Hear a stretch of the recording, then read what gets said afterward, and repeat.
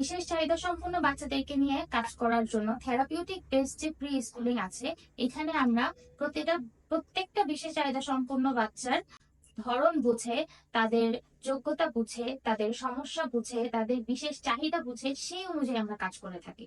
Developmental delay অথবা speech delay যেসব বাচ্চারা থাকে, তারা কিন্তু একটা নর্মাল স্কুলে গিয়ে সেখানকার পরিবেশের সাথে অ্যাডজাস্ট হতে প্রবলেম ফেস করতে হয়। দেখা যায় সেখানকার হয়তো বাচ্চারাও তাদেরকে প্রপারলি একসেপ্ট করে নিতে পারে না, যেহেতু তারাও বাচ্চা। যেসব বাচ্চারা একটু অ্যাক্টিভ থাকে তাদের সাথেই মিশতে পছন্দ করে।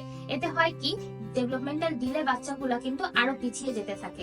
বিশেষ চাহিদা সম্পন্ন বাচ্চাদেরকে যে কোনো কিছু শেখানোর ক্ষেত্রে বা তাদেরকে জীবন ধারণ করার ক্ষেত্রে, যে কোনো ক্ষেত্রে তাদেরকে বিশেষ যত্ন দিতে হয়, তাদের দিকে বিশেষ মনোযোগ দিতে হয়। অতিরিক্ত মনোযোগ দিয়ে, অতিরিক্ত ভালোবাসা দিয়ে, বিশেষ যত্ন সহকারে তাদেরকে যে কোনো কিছু শিখাতে হয়, তাদেরকে মূল স্রোতধারায় নিয়ে আসতে হয়। বিশেষ চাহিদা সম্পন্ন বাচ্চাদেরকে শেখানোর জন্য আমাদের এখানে প্রি স্কুলিং এর ব্যবস্থা রয়েছে, যেটাকে আমরা থেরাপিউটিক প্রি স্কুলিং বলে থাকি।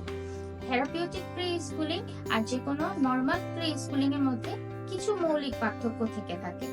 যেমন বিশেষ চাহিদা সম্পন্ন বাচ্চাদেরকে নিয়ে কাজ করার জন্য থেরাপিউটিক বেসড যে প্রি স্কুলিং আছে, এখানে আমরা প্রত্যেকটা বিশেষ চাহিদা সম্পন্ন বাচ্চার ধরন বুঝে, তাদের যোগ্যতা বুঝে, তাদের সমস্যা বুঝে, তাদের বিশেষ চাহিদা বুঝে সেই অনুযায়ী আমরা কাজ করে থাকি। আমরা আগে আইডেন্টিফাই করি যে তাদের আসলে সমস্যাটা কোথায় আছে, কোন দিক থেকে তারা কিছুটা পিছিয়ে আছে, কোন ডিলেটা তাদেরকে সবকিছু থেকে পিছিয়ে দিচ্ছে, সেটা আইডেন্টিফাই করে সেইটা ধরে আমরা কাজ করে থাকি। কারণ প্রতিটা বাচ্চাই একজন থেকে আরেকজন আলাদা, আর যারা বিশেষ হয়ে থাকে তাদের জন্য প্রয়োজন আরো বেশি যত্ন এবং অতিরিক্ত মনোযোগ দেওয়া।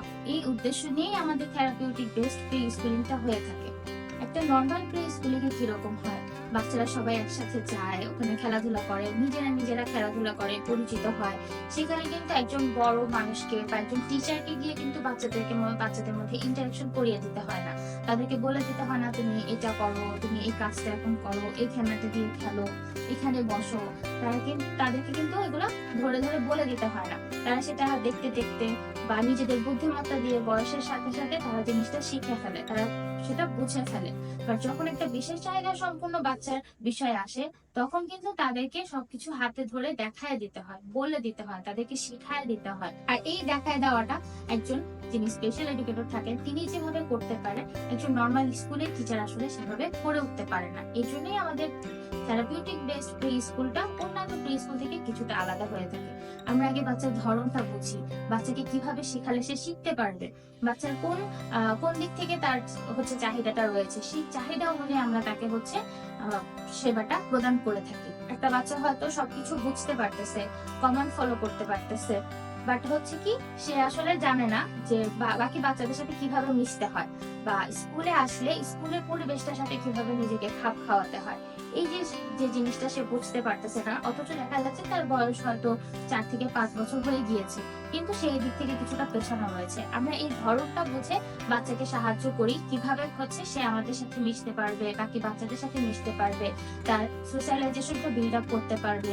আমরা দুজন বাচ্চাকে একসাথে করে নিজেরা ইনভলভ থেকে বাচ্চাকে হাতে ধরে তাদেরকে মিশতে সাহায্য করি, তাদের দুজনের মধ্যে খেলাধুলা করতে আমরা সাহায্য করি।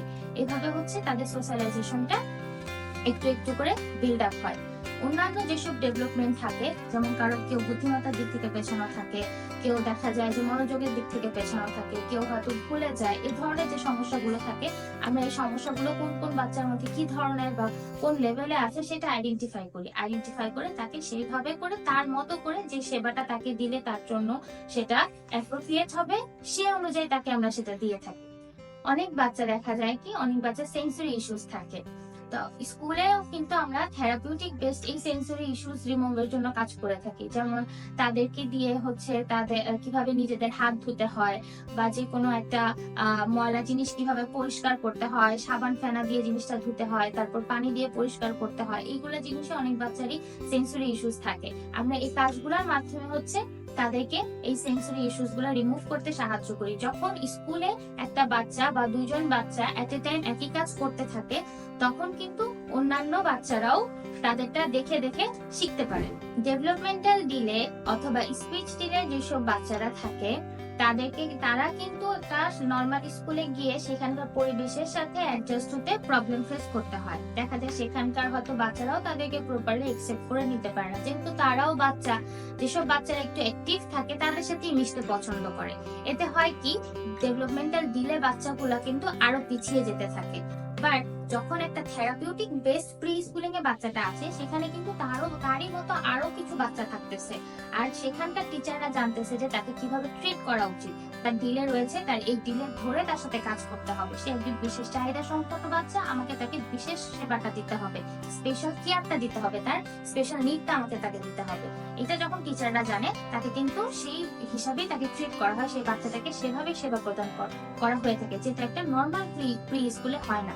সেখানকার টিচাররা যেহেতু জানে না যে একটা বিশেষ চাহিদা সম্পন্ন বাচ্চাকে বিশেষ সেবা প্রদান করতে হয়, তার জন্য হয় কি, বাচ্চারা নর্মাল স্কুলে বা নর্মাল প্রি স্কুলে এই তাদের যে প্রয়োজনীয় যে সেবাটা দরকার, তাদের স্পেশাল যে নিডটা দরকার, সেটা তারা পায় না। এখান থেকে হয় কি, বাচ্চারা দিনকে দিন আরো পিছাতে থাকে। বাট একটা থেরাপিউটিক বেস প্রি স্কুলে যখন বাচ্চারা আসে, সেখানকার টিচাররা জানে যে তাকে কিভাবে সেবা প্রদান করতে হবে। এই জন্য থেরাপিউটিক বেস প্রি স্কুলিং একটা ডিলে বাচ্চাকে ডেভেলপ করতে অনেক বেশি হেল্প করে, তাকে ভবিষ্যতে মূল স্রোতধারায় নিয়ে আসতে, সাধারণ জীবন যাপন করতে অনেক বেশি সাহায্য করে।